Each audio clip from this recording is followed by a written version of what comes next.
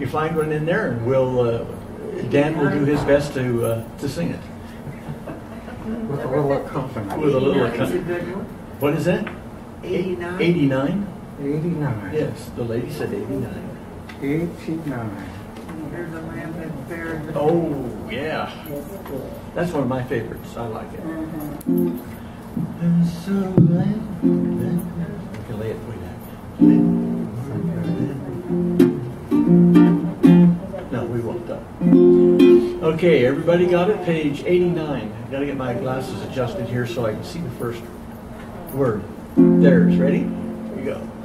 There's a land that is fairer than day, and by faith we can see it afar, for the Father waits over the way to prepare us a dwelling place there in the sweet by and by. We shall meet on that beautiful shore in the sweet by and by. We shall meet on that beautiful shore, and we shall sing on that beautiful shore the melodious sounds of the blessed, and our spirit shall sorrow no more, not a sigh for the blessing of rest in the sweet by and by. We shall meet on that beautiful shore in the sweet by and by. We shall meet on that beautiful shore to our bountiful Father above. We will offer our tribute of praise for the glorious gift of His love and the blessing that hallow our days in the sweet by and by. We shall meet on that beautiful shore in the sweet by and by. We shall meet on that beautiful shore.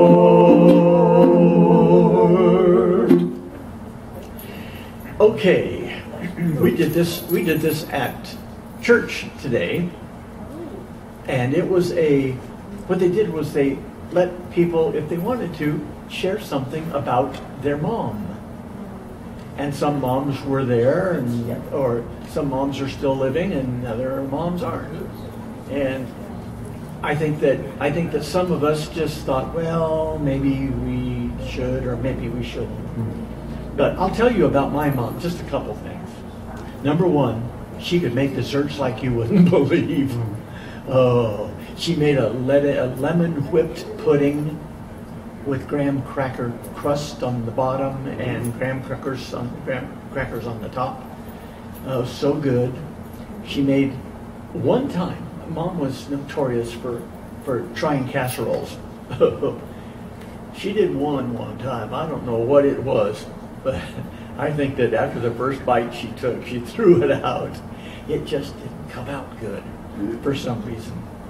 Mom only had, throughout her lifetime, probably 20-25% vision. Never drove. Never did a lot of things that required eyesight.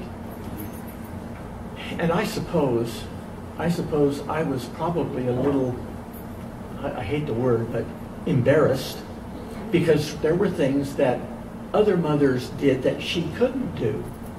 And of course, being just a young little boy, you know, you expect your mom to be able to do anything else anybody else does. Well, of course, as my cataracts grew, I started realizing what she was facing. and she had had all of the surgeries that she could have. So there wasn't any real benefit to working on her eyes anymore. But that was my mama, and I remember she, because she was a good mom, a good housewife, and she took in laundry, actually ironing, to earn a few extra bucks. And you look back and you see the sacrifice that your parents made to hopefully make you what you are today. So that's kind of my mama. Anybody want to say something? Follow that? You can. My mom grew up really poor. Her father died when she was 6. And her mother was an invalid and had a bad heart and couldn't do much. So at the ages of 10 and 6, my uncle and my mom had to start working.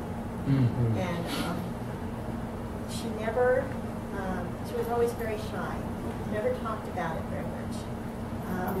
But she was a remarkable woman. Weren't they? Yes. Yeah. When you get right down to brass tacks, it's like who was it that said I was born in 1930 something, and that's what started the Depression.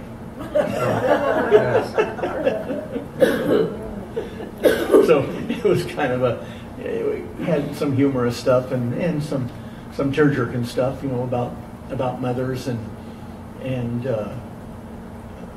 our pastor's mother died before he was 1. He never knew his real mother, and his father died a few years later, so doesn't really have much of a recollection of them. But he has people that took care of him that actually became mother and father. Mm-hmm. And when you think about that, that's great. That's just relatives or people stepping in and filling the gap. I don't know if people have enough time to do that today. Although one of my grandsons adopted a little boy before he was married. He adopted this little boy. My third daughter Teresa just recently, and Teresa's 40-something, just recently adopted a little boy that needed a strong family. So I say, mothers, we take our hats off to you, but no hat at this point. So you can kind of envision it. Anybody else want to share about their mama? Mm-hmm. This reminds me of something they talked about in church years ago. They had what were called popcorn testimony time. You just pop up and you say whatever. And because most people didn't say much, we call them popcorn testimonies because they stood up. They stood up, turned white, and sat down.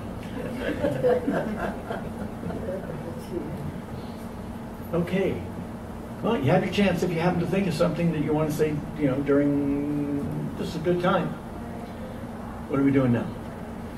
Anybody have a page number? What was you got that. Page 72.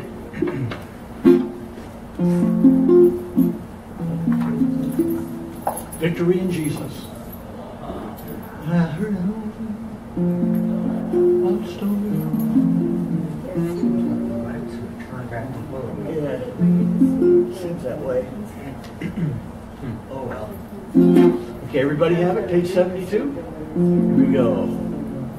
I heard an old story, how a sinner came from glory, how he gave his life on Calvary to save a wretch like me. I heard about his groaning, of his precious blood atoning. Then I repented of my sin and won the victory. Oh, victory in Jesus, my Savior, forever. He sought me and he bought me with his redeeming blood. He loved me ere I knew him, and all my love is to him.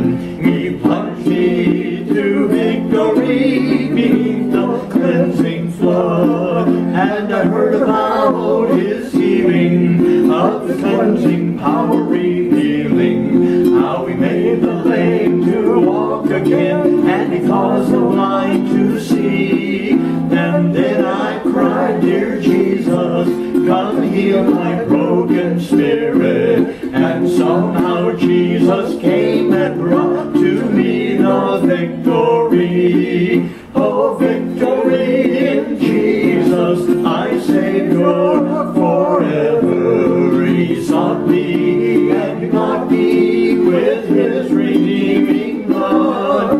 He loved me ere I knew him, and all my love is to him. He plunged me to victory beneath the cleansing flood. It's not written, I heard about a mansion he has built for me in glory, and I heard about the streets of gold beyond the crystal sea, about the angels singing and the old redemption story. And some sweet day I'll sing up there the song of victory. Oh, victory in Jesus, my Savior forever. He sought me and he bought me with his redeeming blood. He loved me ere I knew him, and all my love is due him. He plunged me to victory beneath the cleansing flood. Okay, anybody have one out there? 61? 61. Just back a few pages. In the garden. Okay. Oh, that was another thing my mama was good at, I was going to mention that. was gardening. Oh. I thought you meant singing. No. Well, she also learned, even with her limited eyesight, she learned to play the piano. And once you get the touch of it, so it's, it becomes a little easier. But the garden, I can always remember Mom out there. Anybody know what Watsonias are? What? Watsonias? Wow. They're a long stem flower. And you can buy the bulbs in probably any number of, like 20 different, if not more, colors. And they just make a blaze of color. And during the season, there were always fresh Watsonias sitting on the grand piano, and it was just, it sounds like we were rich because they had a grand piano. Well, actually, that actually belonged to my Nana. And but she was a great gardener. She had rows of boysenberries. Oh, and that's another thing she made so good. Boysenberry. Your guys are going to taste this right now in your mouth. Boysenberry cobbler. Ooh, warm right up there. Oh, yeah. And the top was just crusty enough that, kind of crunchy, sugary. Oh. And real thick whipped cream. Oh, man. That was a heart attack on a plate, is what it was. I think they had dessert already. Let's see, let's go. Here we go, in the garden. I come to the garden alone, while the dew is still on the roses, and the voice I hear falling on my ear, the Son of God discloses, and he walks with me, and he talks with me, and he tells me that I am his own, and the joy we share as we tarry there, none other has ever known. He speaks, and the sound of his voice is so sweet, the birds hush their singing,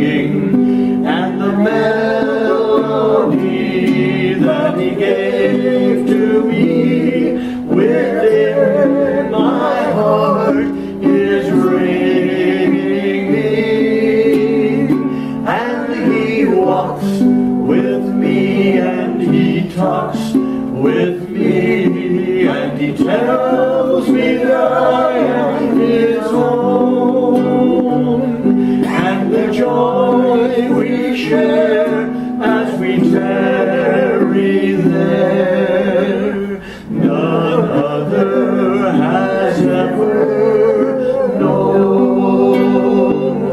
I'd stay in the garden with him, though the night around me be falling, but he bids me go through a voice of woe.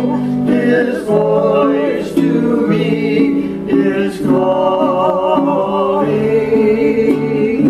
and he walks with me, and he talks with me, and he tells me that I am his own, and the joy we share as we tarry there, none other has ever known.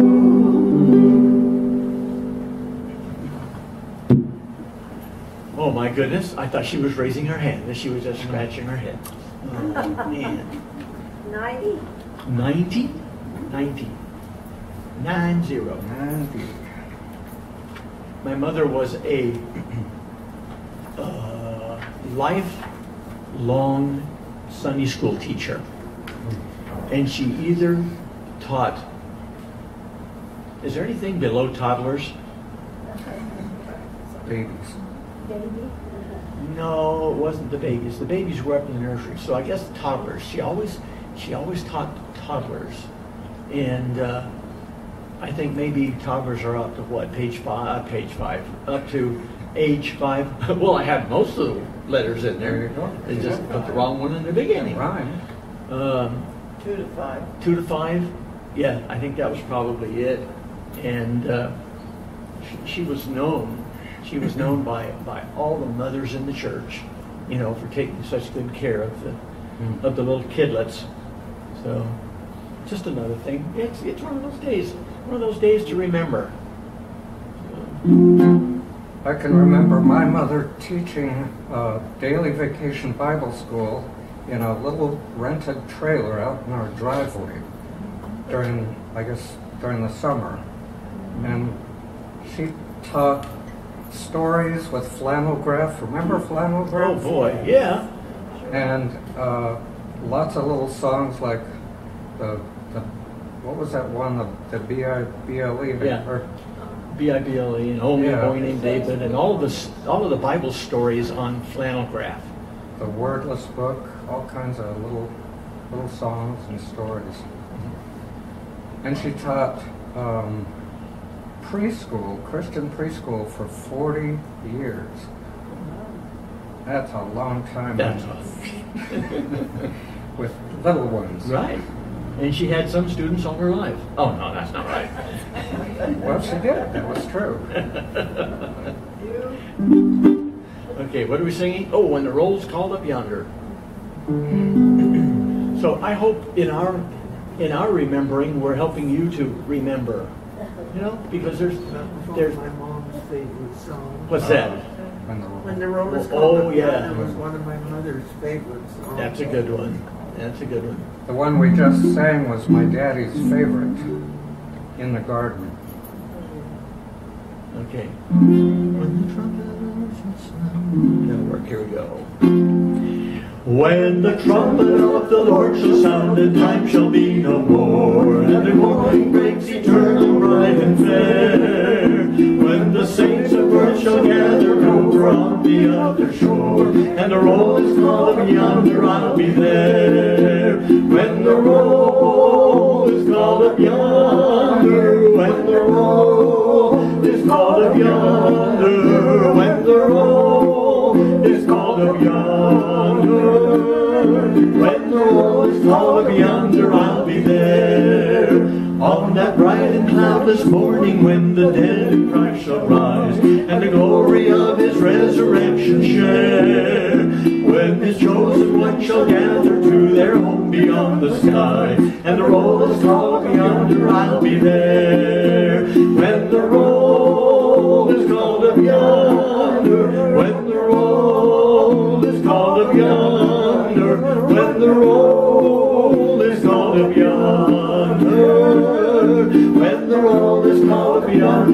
be there. Verse 3, let us labor for the Master from the dawn till setting sun. Let us talk of all His wondrous love and care. And then when all of life is over and our work on earth is done, and the roll is called up yonder, I'll be there. When the roll is called up yonder, when the roll is called up yonder, when the roll is called up yonder, when the roll is called up yonder, I'll be there.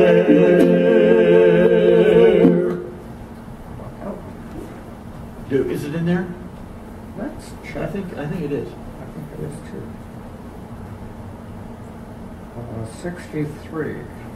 Page 63. Leaning on the everlasting arms. 63. 63.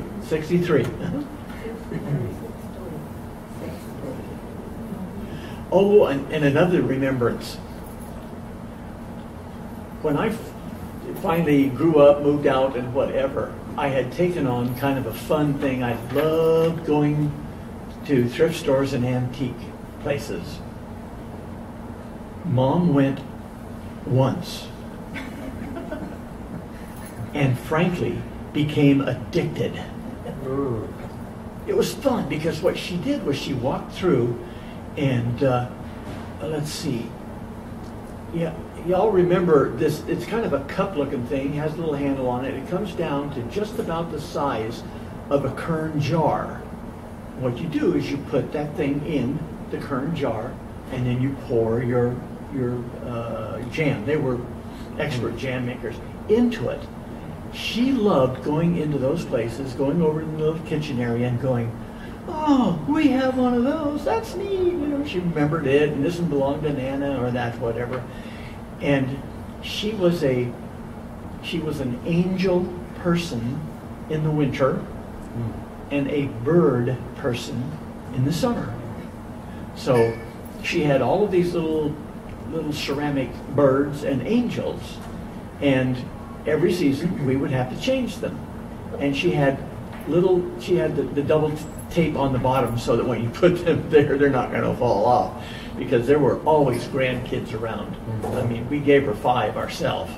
So 5 there. Yeah, there was a bunch of them. So that's another thing I remember, was always the birds or always the little angels. So you guys are just going to want to meet that lady. I know you are, because you're saying, I like those ceramic things too. That's neat. I like them. All those knickknacks. Oh yeah, and that was another thing. She had she didn't collect them, but she had salt and pepper shakers from almost every family member, you know, just to commemorate those particular family members. She didn't want to collect 1,000 of them, but she wanted to have one from every family. So, you know, pick one, and it has your name on it. So that was Mama. My mom, being a teacher for years and years, what do teachers do? They collect everything. Yeah. They never throw anything away that might possibly be useful down the road. So I had the pleasure, when we moved her into an assisted living place several years ago, of going down to Sacramento where she lived and going through everything in her home over the course of about a year, every weekend. And and even then I wasn't done. I'm actually still not done. I've still got a couple boxes I need to go through. I got to tell you one other little story about her. Because I got involved in antiques and collectible things and so forth, and I was always looking for things.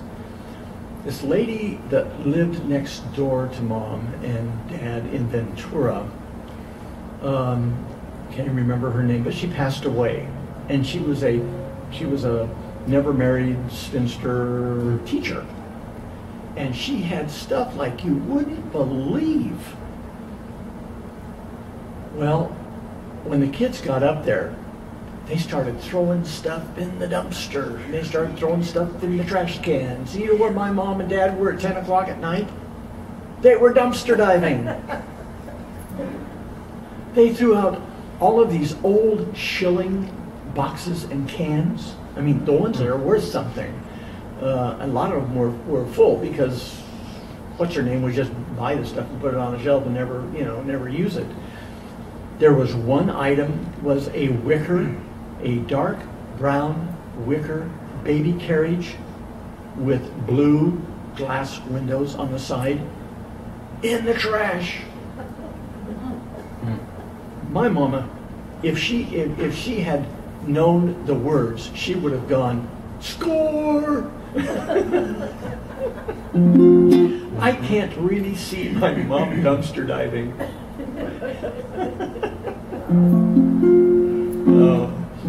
But she would, she was a kid at heart, and some of her most fun games were flinch. Anybody ever played flinch? Okay. She loved flinch. Then she loved, what's the other one? The domino game called Mexican Train or something. Loved those. And then there was another card game that I can't remember exactly, but she became very, very proficient in cheating. She got caught a couple times, but my daughter Kim would be sitting there and go, "Grandma, you put that card on the table." "What card?" "Oh yeah, that one." "Oh yeah." Good Sunday school teacher teach how to cheat the cards. My mom and dad used to play canasta and pinochle. So I learned them when I was young, but couldn't tell you the first thing about them now. That's been a while. Well, I learned to play Old Maid and fish, and that's about it. So my knowledge of card games isn't really very good. Here we go. Leaning on the everlasting arm. Ready? What a fellowship, what a joy divine, I'm leaning on the everlasting arms. What a blessedness and what a peace is mine, I'm leaning on the everlasting arms. Leaning, I'm leaning, and safe and secure from all alarms. Leaning, I'm leaning on the everlasting arms. Oh, how sweet to walk in this pilgrim way. I'm leaning on the everlasting arms. Oh, how bright the path grows from day to day. I'm leaning on the Anybody have anything? Song? 64. 64. I heard one out here. 26. 26? Okay. So we have 64 and then 26. Okay. Okay, Between the two of us, we may remember that. Yeah, right. Good luck. I end up having, by the time, when I leave my house to go anywhere, it's normally 3 times before I head down the road. And then I get down the road and I go, no phone. Turn around, head back. Oh, man. That's just not getting fun. Okay, let's see. That's in the key of something. Right there. Here we go. I was sinking deep in sin, far from the peaceful shore, very deeply stained within, sinking to rise no more. But the master of the sea heard my despairing cry. From the waters lifted me, now safe am I. Love lifted me, love lifted me, when nothing else could help. Love lifted me, love lifted me, love lifted me, when nothing else could help. Love lifted me.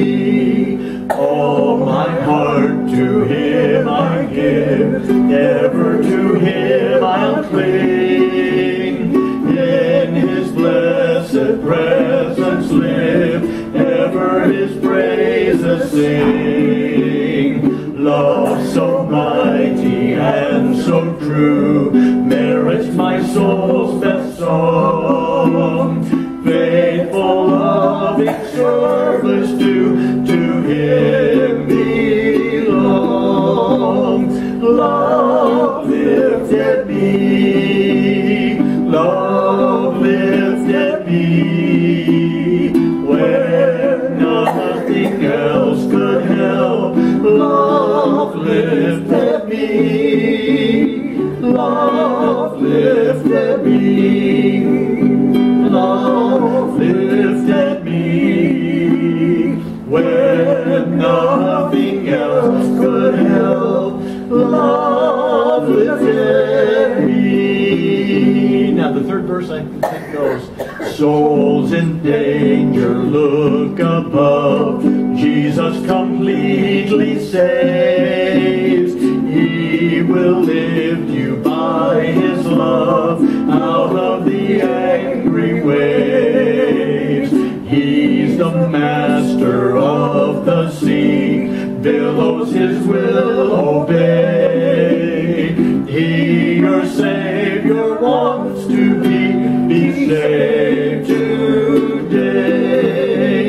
Love lifted me, love lifted me, when nothing else could help. Love lifted me, love lifted me, love lifted me, where nothing else could help.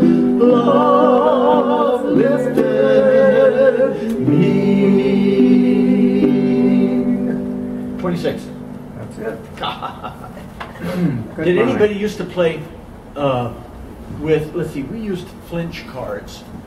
What you do is you put out like, oh heck, I don't know, it had to be 10 by 10.